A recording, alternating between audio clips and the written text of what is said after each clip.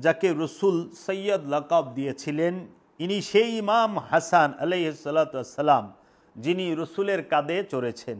ইনি সেই ইমামে হাসান আলাইহিসসালাম যিনি যাহার কানে আল্লাহর রসুল আজান দিয়েছেন। জগতে আল্লাহর রসুল দুইজনের কান মুবারক আজান দিয়েছেন, একজন সৈয়দনা মাওলা ইমামে হাসান, আরেকজন সৈয়দনা মাওলা ইমামে হুসাইন।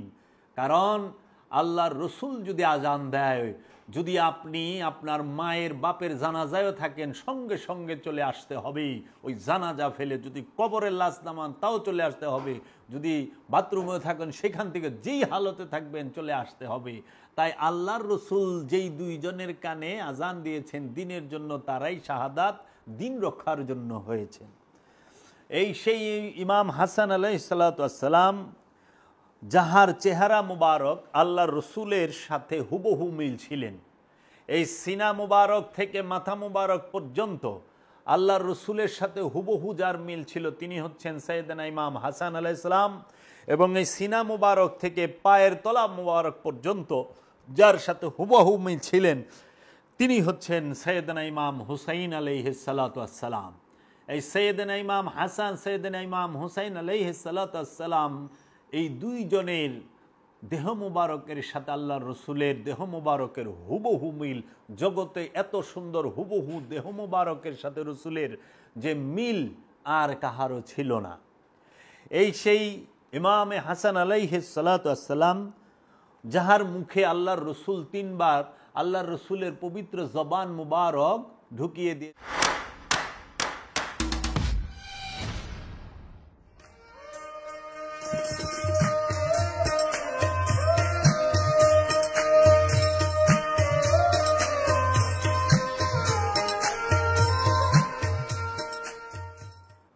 বিসমিল্লাহির রহমানির রহিম।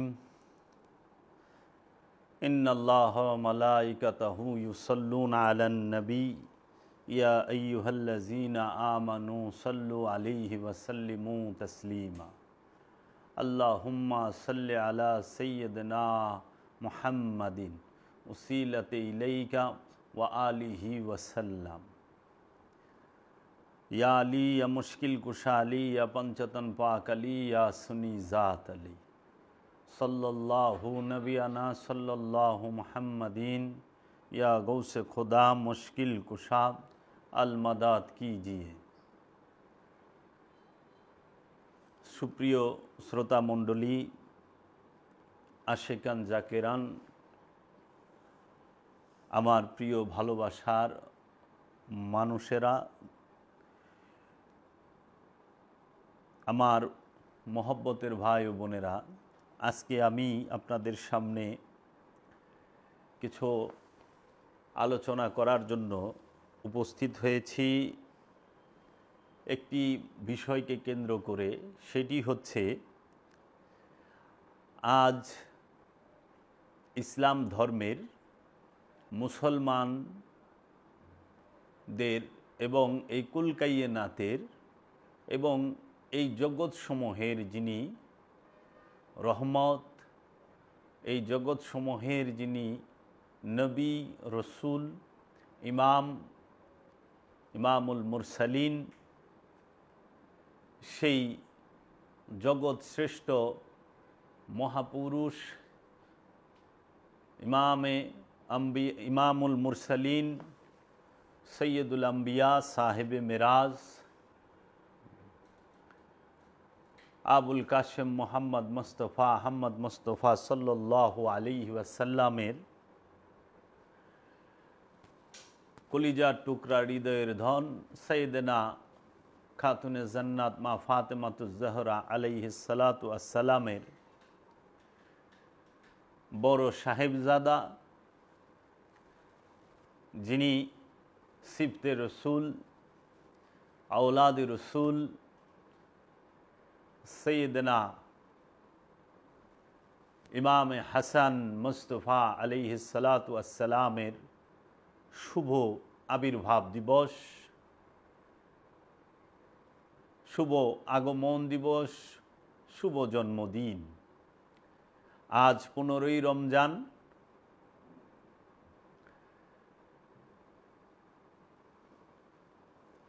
এই 15ই রমজানে 3রা হিজরি 3 হিজরি সনে 15ই রমজানে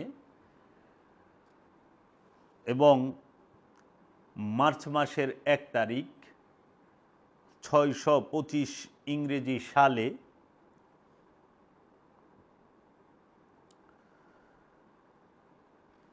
এই পৃথিবীর বুকে সৈয়দনা ইমাম হাসান মুস্তফা আলাইহিস সালাতু ওয়াস সালাম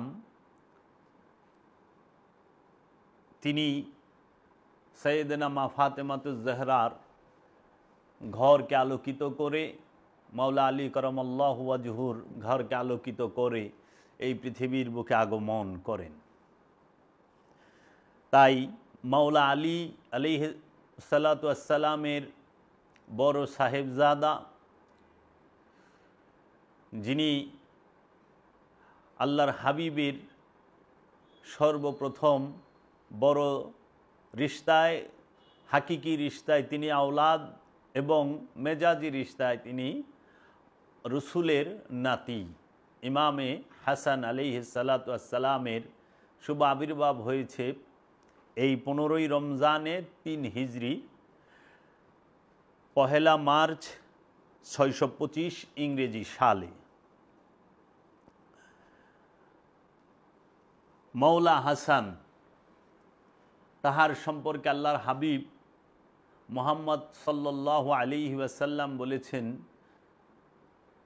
আল হাসানু মিন্নি ওয়া আনা মিনাল হাসান। এই হাসান আমা হতে এবং আমি হাসান হতে। মাওলা হাসান আলাইহিস সালাতু ওয়াস সালাম যখন পৃথিবীর বুকে আগমন করেন, আল্লাহর নবী মুহাম্মদ সাল্লাল্লাহু আলাইহি ওয়াসাল্লাম তিনি সর্বপ্রথম মাওলা হাসানকে দেখতে যান। মাওলা হাসান তখন চোখ খোলেননি। মাওলা হাসানকে যখন মহানবীর কোলে দেওয়া হয়, মহানবী সর্বপ্রথম মাওলা হাসানের পবিত্র জবান মুবারকে লোয়াবে দাহান, মানে আল্লাহর হাবিবের পবিত্র জিব্বা মুবারক মাওলা হাসান আলাইহিস সালাতু ওয়াস সালামের মুখে, জবান মুবারকে ঢুকিয়ে দেন। মাওলা হাসান আলাইহিস সালাতু ওয়াস সালাম সর্বপ্রথম মহানবীর পবিত্র লোয়াবে দাহান মুবারক, যে লালা মুবারক জিব্বার, সেইটি চুষে খান। তারপর আল্লাহর হাবিব মুহাম্মদ সাল্লাল্লাহু আলাইহি ওয়াসাল্লাম মাওলা হাসান আলাইহিস সালাতু ওয়াস সালামের কে কুলে নিয়ে তাকে উদ্দেশ্য করে বলেন, আল হাসানু মিন্নি ওয়াহ আনা মিনাল হাসান। এই হাসান আমা থেকে, আমি হাসান হতে।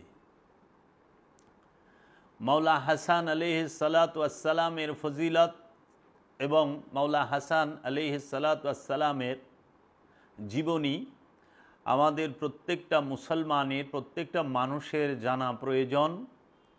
কেন? মাওলা হাসান আলাইহিস সালাতু ওয়াস সালাম তিনি পাক পাঞ্জাতনের অন্যতম একজন। এই পাক পাঞ্জাতন কুল কায়নাতের জন্য রহমত, বরকত এবং নিয়ামত, এবং আল্লাহর হাবিবের বংশ।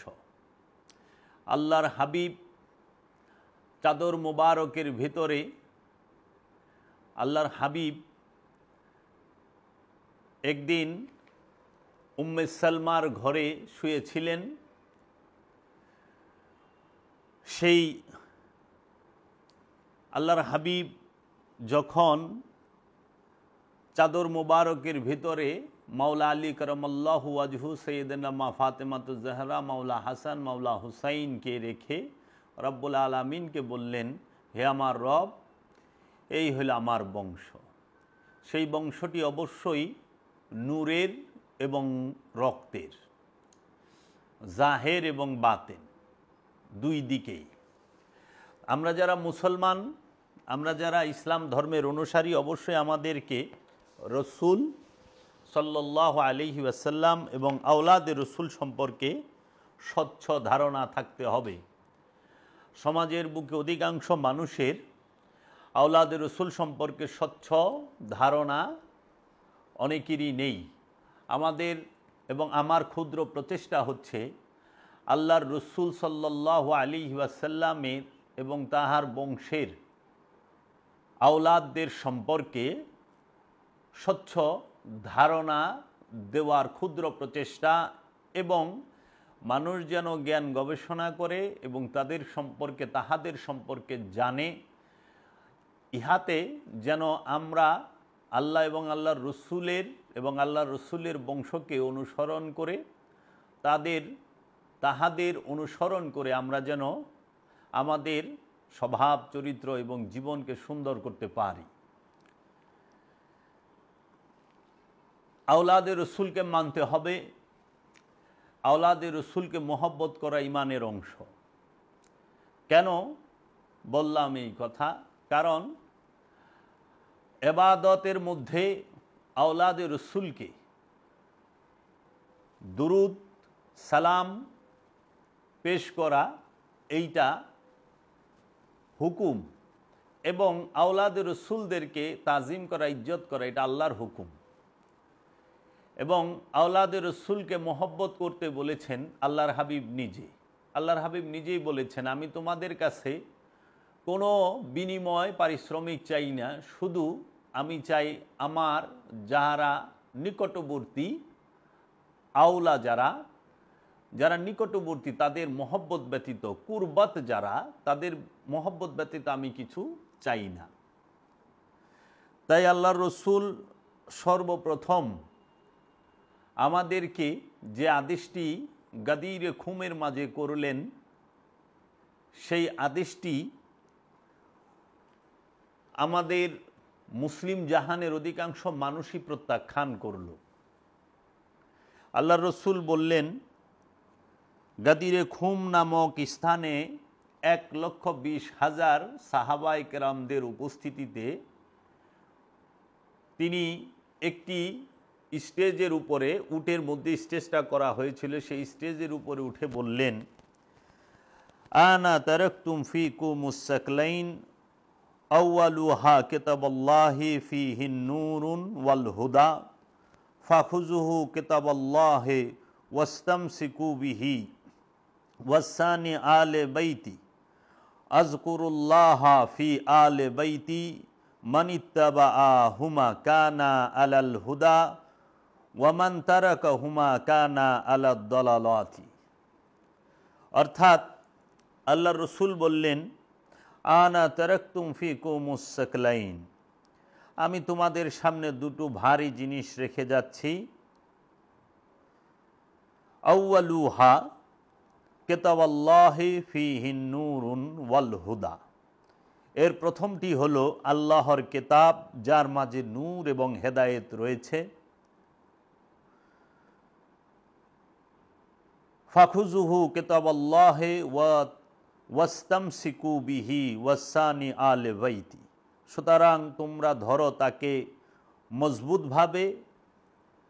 আল্লাহ রব্বুল আলামিন রাহমাতাল লিল আলামিনের ওপরে যখন একটি আয়াত নাজিল করলেন, হে আমার হাবিব, আপনি আপনার উপরে যে অর্পিত দায়িত্ব সেইটি আপনি পালন করুন, তখন আল্লাহর হাবিব এই হাদিসটি বললেন যে আমি তোমাদের সামনে দুটো ভারী জিনিস রেখে যাচ্ছি। এর প্রথমটি হলো আল্লাহর কিতাব, যার মাঝে নূর এবং হেদায়েত রয়েছে, সুতরাং তোমরা ধরো তাকে মজবুতভাবে। এবং দ্বিতীয়টি হলো আলে বাইত, আল্লাহকে স্মরণ করে আমি তোমাদেরকে আলে বায়েতের কথা বলছি। যদি তোমরা এই দুটো জিনিস অনুসরণ করো তাহলে হেদায়েত পাবে, এবং যদি তোমরা পরিত্যাগ করো তাহলে তোমরা পথভ্রষ্ট গুমরা হবে। এই হাদিসটি যখন আমাদেরকে বলা হলো আল্লাহর রসুল সাল্লাল্লাহু আলাইহি ওয়াসাল্লামের তরফ হতে, সেই হাদিসের সঙ্গে মিল রেখে আমি কোরআনের একটি আয়াত আপনাদের সামনে পাঠ করতে চাই। ওয়ামা আতাকুমুর রাসূল ফাখুযুহু ওয়া মা নাহাকুম আনহু ফান্তাহু। এর অর্থ হইল, এবং যাহা রসুল তোমাদেরকে দান করেন সুতরাং তাহা তোমরা গ্রহণ করো, এবং যাহা তোমাদেরকে বারণ করেন তাহা হইতে সুতরাং তোমরা বিরত হও। সূরা হাশরের 7 নম্বর আয়াত। আল্লাহ রসুল যাহা আমাদেরকে দান করে তোমরা তাহা গ্রহণ করো, এবং যাহা তোমাদেরকে বারণ করেছে আল্লাহ রসুল তোমরা তাহা হইতে বিরত থাকো। আল্লাহ রসুল হাদিসে বললেন, আমি তোমাদের মাঝে দুইটি ভারী জিনিস রেখে যাচ্ছি। একটি কেতাব আল্লাহি, আল্লাহর কেতাব, যেখানে নূর ও হেদায়েত রয়েছে। নূর এবং হেদায়েত, নূর এবং হেদায়েত রয়েছে। আর আমার বংশ, এই দুটো জিনিসকে যদি তোমরা শক্তভাবে মজবুতভাবে ধরে রাখতে পারো, জীবনে পথভ্রষ্ট হবে না, গুমরা হবে না। তো এখন আমাদের সমাজে প্রচলিত আছে সেই কিতাবটি হচ্ছে আল কোরআন। আর নবীর বংশের স্থানে, আওলাদের স্থানে এই সমাজের আরবি জানা উলামায়ে কেরাম, অধিকাংশ, সবাই না, একটা অংশ, এবং ওহাবি ইজমের যাহারা বিশ্বাসী তাহারা ঢালাওভাবে প্রচার করলেন ভিন্ন আরেকটি জিনিস। সেটি কি? যে আমি তোমাদের কাছে রেখে গেলাম আল্লাহর কোরআন এবং নবীর সুন্নাহ। এই সুন্নাহ বলতে কি বোঝায়, এই সুন্নাহ কাকে বলে, সেই বিষয়গুলো স্পষ্ট এখনো আমাদের মাঝে করা হয় নাই। নবীর সুন্নাহ যদি দাড়ি, টুপি, পাগড়ি, জুব্বা হয়, তাহলে এইটা নিয়ে অনেক বিতর্কের স্থান আছে। কারণ জুব্বা পরলেই সে ভালো মানুষ হয় না, দাড়ি রাখলেই সে ভালো মানুষ হয় না, পাগড়ি টুপি পরলে সে ভালো মানুষ হয় না। তো সুন্নাহ বলতে কখনোই এই লেবাস হইতে পারে না। লেবাসকে সুন্নাহ বানিয়ে দেওয়া হয়েছে, এবং সুন্নাহ মানুষ অনুসরণ করে যেগুলো সহজ সেগুলো, মূল বিষয় না। কিন্তু আল্লাহ রসুল সুন্নাহর কথা বলে নাই, বলছে ইতরাতের কথা, আলে বাইতের কথা, বংশের কথা। সে আলে বাইতকে অনুসরণ করে আজকে মাওলা হাসান সম্পর্কে আমি আপনাদের সামনে আলোচনা করতে এসেছি। মাওলা হাসান সম্পর্কে আলোচনা করতে এসেই আপনাদের সামনে আমি আমার দয়াল মুর্শিদ বাবা জাহাঙ্গীরের মারেফতের গোপন কথা কিতাব থেকে একটু পাঠ করতে চাই। আর আমি যেই হাদিসটি পাঠ করলাম সেই হাদিসটি আপনারা বাবা জাহাঙ্গীরের লিখিত ফকিরের গোপনেরও গোপন কথা এই কিতাবের মধ্যে পাবেন। এই কিতাবটির মধ্যে আছে এবং কিছু ব্যাখ্যাও আছে। আমি বাবা জাহাঙ্গীরের কিছু বাণী আমি আপনাদের সামনে বলতে চাই। সেটি হইল, প্রথম মানব আদম আলাইহিস সালাতু ওয়াস সালাম হতে একটি মাত্র ধর্ম ইসলামের জন্ম। প্রথম মানব আদম আলাইহিস সালাতু ওয়াস সালাম হতে একটি মাত্র ধর্ম ইসলামের জন্ম। আর সেই একটি মাত্র ধর্মের একটি মাত্র কথা, একটি মাত্র উপদেশ পৃথিবীর বিভিন্ন দেশের মানুষদেরকে বিভিন্ন মহাপুরুষ তথা অবতারদের দিয়ে একটি মাত্র হেদায়েত করে গেছেন। সেই একটি মাত্র হেদায়েতের নামটি হল নিজেকে চেনো, নো দাই সেলফ। তাই ইসলাম ঘোষণা করেছে যে প্রত্যেক জাতিকে হেদায়েত করার জন্য অবতার তথা নবী পাঠানো হয়েছে, এবং প্রত্যেক অবতার বা নবী একটিমাত্র ধর্ম প্রচার করে গেছেন। সেই একটিমাত্র ধর্মের নাম হল আত্মসমর্পণের ধর্ম তথা দ্বীন ইসলাম, ইসলাম ধর্ম। ইসলাম কখনো লেবাসের না, ইসলাম কখনো জন্মগত না, ইসলাম কখনো দলগত নয়। ইসলাম ধর্ম হচ্ছে আদর্শের এবং ইসলাম ধর্ম হচ্ছে আত্মসমর্পণের। আত্মসমর্পণের অপর নামই হচ্ছে ইসলাম, এবং রসুলের আদর্শকে সম্পূর্ণরূপে নিজের স্বভাবের মধ্যে ধারণ করতে পারলেই সেই ইসলামে প্রবেশ করে। আনুষ্ঠানিক ধর্ম পালনের মধ্যে যত সুন্দর এবং পরিপূর্ণ রূপ থাক না কেন, উহা হলো আইন তথা সৈনিক ধর্ম। আইনের ভেতরে আনুষ্ঠানিক ধর্ম পালনের সুন্দরতম সামাজিক শৃঙ্খলা পেতে পারি এবং পেতে পারি সুন্দরতম নৈতিক আদর্শ, কিন্তু প্রেম কখনোই পাওয়া যায় না, কারণ আইন প্রেমকে সহ্য করে না। ঠিক তেমনি প্রেমের ভেতর আত্মহুতি দেবার বৈচিত্র্য পেতে পারি, কিন্তু আইন কখনো পেতে পারি না। তার মানে প্রেমের ভিতরে আইন নাই, আইনের ভেতরে প্রেম নাই। তাই আল্লাহকে যদি কেউ ভালোবাসতে চায়, সে যেন আল্লাহর হাবিবকে ভালোবাসে। আল্লাহ রাব্বুল আলামিন কুরআনুল মাজিদে ইরশাদ করলেন, কুল ইন কুনতুম তুহিব্বুনাল্লাহ ফাত্তাবিউনি ইউহিব্বুকুমুল্লাহ ওয়া ইয়াগফিরু লাকুম যুনুবাকুম আল্লাহু গফুরুর রহিম। কে আছো আমি আল্লাহকে ভালোবাসতে চাও, সে আমার হাবিব মুহাম্মদ সাল্লাল্লাহু আলাইহি ওয়াসাল্লামকে ভালোবাসো।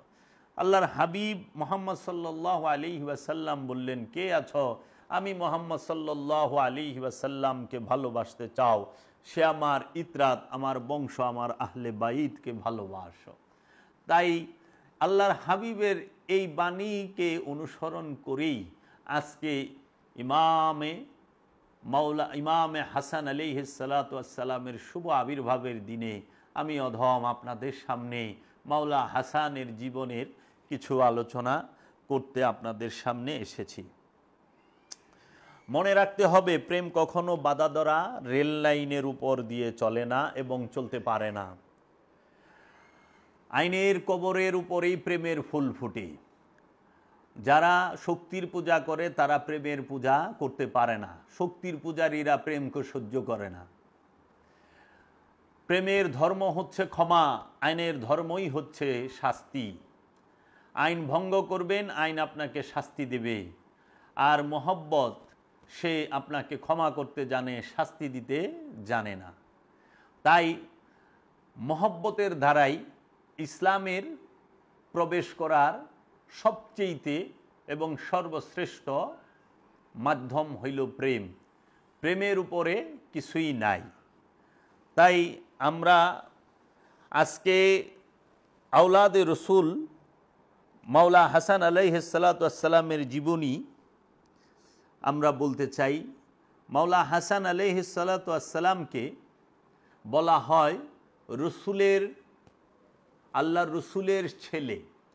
এইটার দলিল হচ্ছে কোরআনুল কারিমে আল্লাহ রাব্বুল আলামিন আল্লাহর রসুলের ছেলে হিসেবেই সম্বোধন করছে।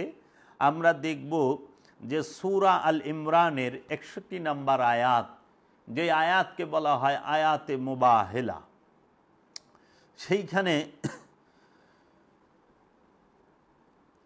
সেইখানে আল্লাহ রাব্বুল আলামিনের যিনি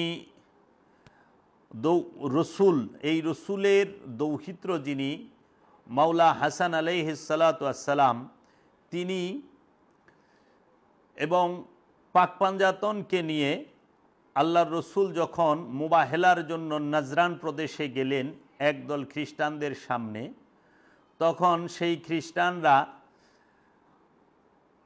চমকে উঠলেন আল্লাহর রসুলের এই বংশকে দেখে। সূরা আল ইমরানের 61 নম্বর আয়াতে বলা হচ্ছে,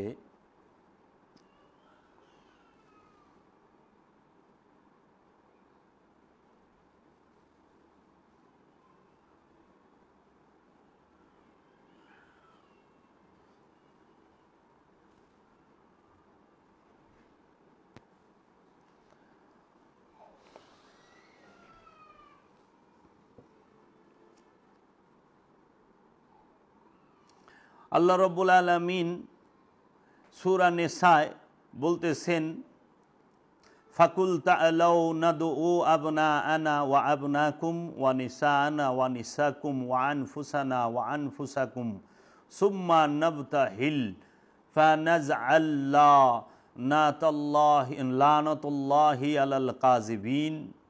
আল্লাহর নবী মুহাম্মদ সাল্লাল্লাহু আলাইহি ওয়াসাল্লাম এই খ্রিস্টানদেরকে উদ্দেশ্য করে সূরা আল ইমরানের 61 নম্বর আয়াতে বলতেছেন,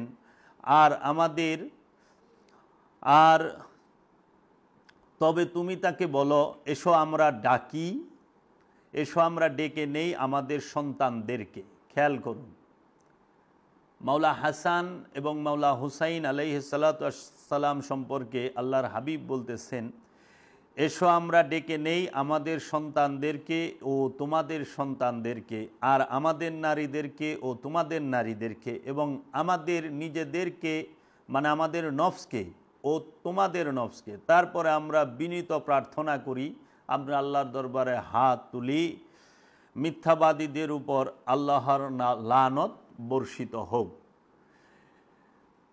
এই যে বাবা জাহাঙ্গীরের কোরআনুল মাজিদ লিখিত, এই কোরআনুল মাজিদে সূরা আল ইমরানের 61 নম্বর আয়াতে বলা হচ্ছে, সুতরাং আপনি বলুন, আসো আমরা ডাকি আমাদের সন্তানদেরকে এবং তোমাদের সন্তানদেরকে, এবং আমাদের নারীদেরকে এবং তোমাদের নারীদেরকে, এবং আমাদের নফসকে এবং তোমাদের নফসকে, অতঃপর আমরা প্রার্থনা করি মিথ্যাবাদীদের উপর আল্লাহর লানত কার্যকর হোক। এই যে আয়াতে মুবাহেলার সময় আল্লাহর রসুল বললেন, তখন আল্লাহর রসুল মুহাম্মদ সাল্লাল্লাহু আলাইহি সাল্লাম তার সঙ্গে নিয়ে গেলেন। আল্লাহর রসুল গেলেন, আল্লাহর রসুলের সাথে মাওলা আলী আলাইহিস সালাতু ওয়াস সালাম গিয়েছিলেন, সৈয়দনা মা ফাতেমাতুজ জাহরা আলাইহিস সালাতু ওয়াস সালাম গিয়েছিলেন, ইমাম হাসান মুস্তাফা আলাইহিস সালাতু ওয়াস সালাম গিয়েছিলেন, এবং ইমামে হুসাইন আলাইহিস সালাতু ওয়াস সালাম গিয়েছিলেন। এখানে বলা হয় যে আমাদের সন্তানদের স্থানে মহানবী মাওলা হাসান এবং হুসাইনকে নিয়েছেন, নেসার স্থানে সৈয়দনা মা ফাতেমাকে নিয়েছেন, এবং নফসের স্থানে মাওলা আলী করমাল্লাহু ওয়াজহুকে নিয়েছেন। আল্লাহর রসুল বলে দিলেন, নফসে রসুলই হচ্ছে মাওলা আলী, নেসায় রসুলই হচ্ছে সৈয়দনা মা ফাতেমা, এবং আওলাদে রসুলই হচ্ছেন মাওলা হাসান এবং মাওলা হুসাইন। এর জন্য আমরা দেখতে পাই মাওলা হাসান এবং মাওলা হুসাইন আলাইহিস সালাতু ওয়াস সালাম মাওলা আলী করমাল্লাহু ওয়াজহুকে ডাকতেন যেই নামে, তিনারা কখনো মাওলা আলী আলাইহিস সালাতু ওয়াস সালামকে বাবা বলে ডাকতেন না। তিনি মাওলা আলী আলাইহিস সালাতু ওয়াস সালামকে ডাকতেন যে ইয়া আবুল হাসান মুস্তাফা। মাওলা হুসাইন যখন মাওলা আলী করমাল্লাহু ওয়াজহুকে ডাকতেন তখন বলতেন ইয়া আবুল হাসান মুস্তাফা সাল্লাল্লাহু আলাইহি ওয়াসাল্লাম। আর যখন তিনি মাওলা হুসাইন মাওলা আলীকে ডাকতেন তখন বলতেন ইয়া হাসান মুস্তাফা। আর মাওলা হাসান যখন ডাকতেন ইয়া আবুল হুসাইন বলে ডাকতেন। আর মাওলা হাসান এবং মাওলা হুসাইন মহানবীকে ডাকতেন ইয়া মাওলা হুসাইন এবং মাওলা হাসান আলাইহিস সালাতু ওয়াস সালাম দয়াল রসুলকে ডাকতেন ইয়া আবাতি, ও বাবা, ইয়া আবাতি বলে ডাকতেন। এখন কথা হলো, আল্লাহর রসুল সাল্লাল্লাহু আলাইহি ওয়াসাল্লামের হাতে হাত রেখে মাওলা আলী করমাল্লাহু ওয়াজহু বায়াত গ্রহণ করেছেন, সৈয়দনা মা ফাতেমা বায়াত গ্রহণ করেছেন, মাওলা হাসান এবং মাওলা হুসাইন আলাইহিস সালাতু ওয়াস সালাম বায়াত গ্রহণ করেছেন। যাহাদের মাঝে জীবনে একদিনের তরে কোনো মূর্তি পূজার অংশ নেই, জীবনে একদিনের তরে আওলাদের রসুলগণ কোনোদিন কোনো পাপাচারের মধ্যে লিপ্ত হয় নাই, কোনো প্রকার কামাচারে লিপ্ত হয় নাই, তারা পুত পবিত্র তৈয়ব তাহেরা। আল্লাহ রব্বুল আলামিন কুরআনুল কারীমের মধ্যে আল্লাহর রসুলের বংশ মাওলা আলী করমাল্লাহু ওয়াজহু, সৈয়দনা মা ফাতেমাতুজ জাহরা আলাইহিস সালাতু ওয়াস সালাম, সৈয়দনা ইমাম হাসান, সৈয়দনা ইমাম হুসাইন আলাইহিস সালাতু ওয়াস সালাম যে পুত পবিত্র, সেই বিষয়ে স্পষ্ট আল্লাহ রব্বুল আলামিন কুরআনুল মাজিদের মধ্যে বলে দিয়েছেন। ইন্নামা ইউরিদুল্লাহু লিইয়ুযহিবা আনকুমুর রিসা আহলাল বাইতি ওয়া ইউতাহিরাকুম তাতহীরা। হে আল্লাহ তো ইচ্ছা করেন, হে নবী পরিবার, হে রসুলের বংশ, আল্লাহ তো ইচ্ছা করেন আপনার পরিবারবর্গকে, আল্লাহ তো কেবল চান তোমাদের থেকে অপবিত্রতাকে দূরে করতে এবং তোমাদেরকে সম্পূর্ণরূপে পবিত্র করতে। এই অপবিত্রতা বলতে কি বোঝায়? একমাত্র অপবিত্র হচ্ছে খান্নাস, আর অন্য যত কিছু আছে সেগুলো হচ্ছে অপরিষ্কার, ময়লা, আবর্জনা, এবং সেইগুলো হচ্ছে আপনার সম্পূর্ণরূপে হারাম, নিষিদ্ধ। একমাত্র অপবিত্রই হচ্ছে খান্নাস, আর অন্য কোনো কিছু অপবিত্র না, সেটা অপরিষ্কার। এর জন্য কলবের মধ্যে খান্নাস যে পর্যন্ত আছে ওই পর্যন্ত প্রতিটা নফস অপবিত্র, প্রতিটা মানুষ অপবিত্র। তার কলবের মধ্যে খান্নাস আছে কিন্তু শরীরে পবিত্র মানে পরিষ্কার পোশাক আছে, সে পবিত্র না। যার শরীর পরিষ্কার, পোশাক পরিষ্কার, কিন্তু অন্তর পরিষ্কার না, নফস পরিষ্কার না, নফসের মধ্যে খান্নাস রূপী শয়তান আছে, সে অপবিত্র। যদি তার দেহ পরিষ্কারও থাকে, যদি তার পোশাকও পরিষ্কার থাকে, তাতে কিছুই যায় আসে না, সে অপবিত্র। আর যাহার নফসের সাথে অপবিত্র খান্নাস রূপী শয়তান নাই, কিন্তু তার শরীরে ময়লা আছে এবং পোশাকেও ময়লা আছে, তারপরও সে পবিত্র। কারণ তার সমস্ত ইন্দ্রিয় পথ, ইন্দ্রিয় দ্বার পথ পবিত্র। তার দৃষ্টি পবিত্র, তার শ্রবণ পবিত্র, তার ঘ্রাণ শক্তি পবিত্র, তার জবান পবিত্র, তার শক্তি হাত পবিত্র, তার পা পবিত্র, সমস্ত কিছুই পবিত্র হইয়া বয়ে রয়েছে। এখন বর্তমান সমাজে আমরা দেখতে পাচ্ছি এই অপবিত্র নাম দিয়ে দিছে ময়লাকে, আপনার বিভিন্ন প্রকার অপরিষ্কার জিনিসপত্রকে, কিন্তু তাহারা খান্নাসকে অপবিত্র এই বিষয়টা বলেই নাই।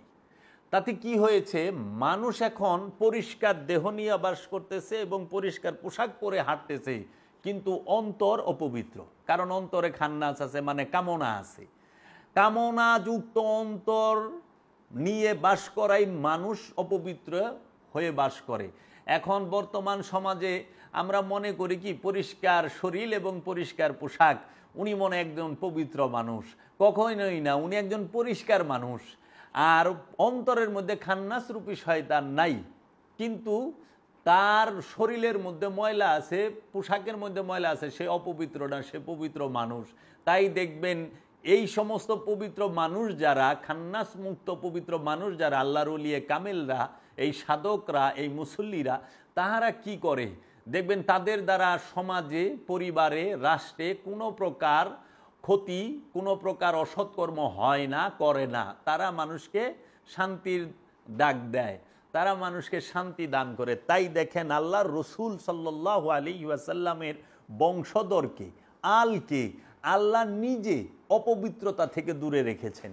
তার মানে আল্লাহর রসুলের বংশের মধ্যে, আল্লাহর রসুলের জাতে পাকের মধ্যে কোনো খান্নাস রূপী শয়তানের অবস্থান নাই। তাই তারা মাসুম, তারা নিষ্পাপ, তারা বেগুনাহ। তাই আল্লাহর রসুলের বংশের যে 12 জন ইমাম, 14 জন মাসুম, তারা সবাই পুত পবিত্র। এই পৃথিবীর বুকে যত আল্লাহর ওলিয়া উলিয়ায়ে কেরাম আছে সবাই পবিত্র, তাদেরকে আল্লাহ অপবিত্রতা থেকে দূরে রেখেছেন। এই আপনারা যদি সূরা আহজাবের 33 নম্বর আয়াতটি পাঠ করেন আপনারা দেখবেন। তাই হাসান মুস্তাফা সাল্লাল্লাহু আলাইহি ওয়াসাল্লাম তিনি আমাদের এই পৃথিবীর বুকে তিনি 47 বৎসর ধরাধামে ছিলেন।